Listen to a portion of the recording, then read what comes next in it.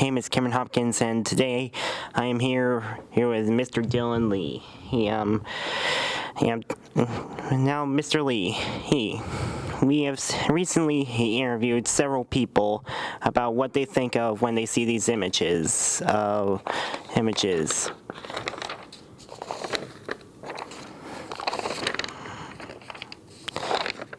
And most of them have answered by saying, because almost everybody from birth sees these images that relate to classic horror movie monsters.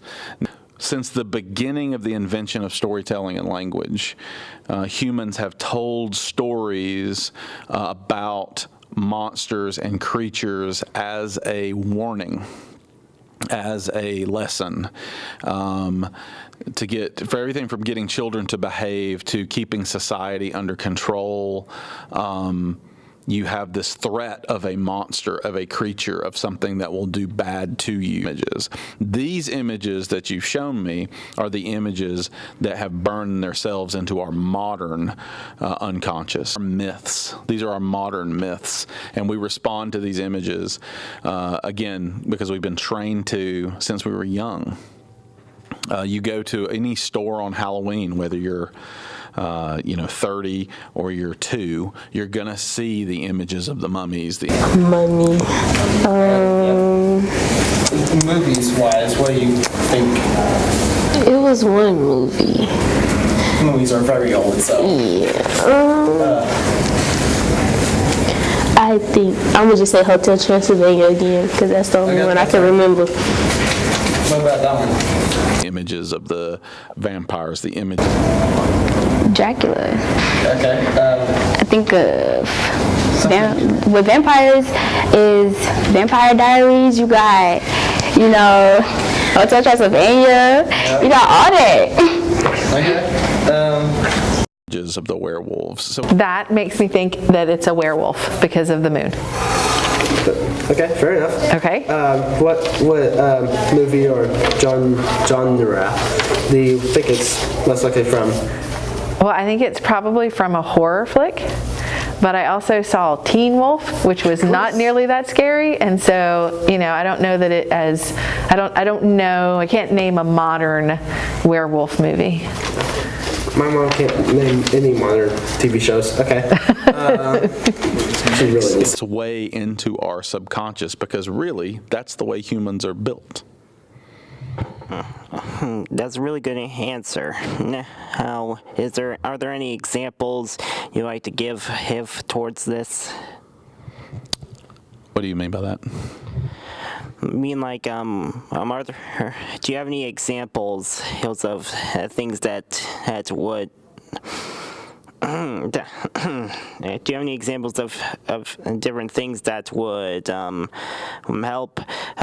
implant these ideas of these images into our mind?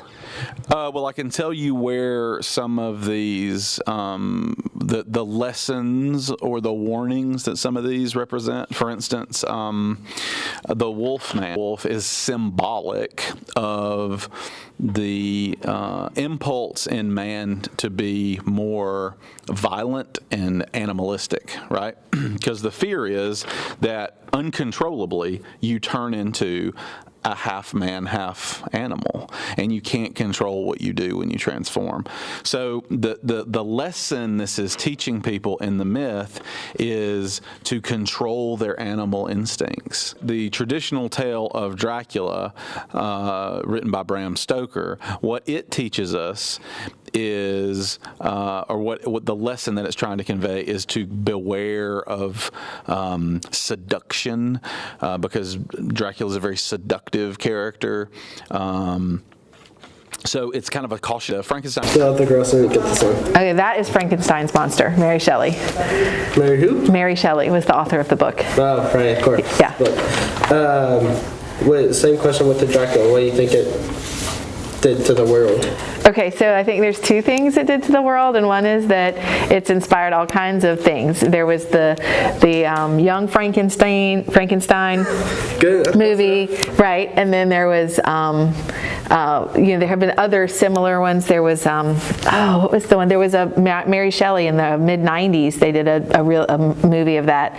But then also, if you really want, there's like a whole sector of people who are very picky about that being Frankenstein's monster and not Frankenstein. Like there's a bunch of people that say, oh, it's Frankenstein, and then there's people who get real picky about saying it's Frankenstein's monster. So there's a subculture of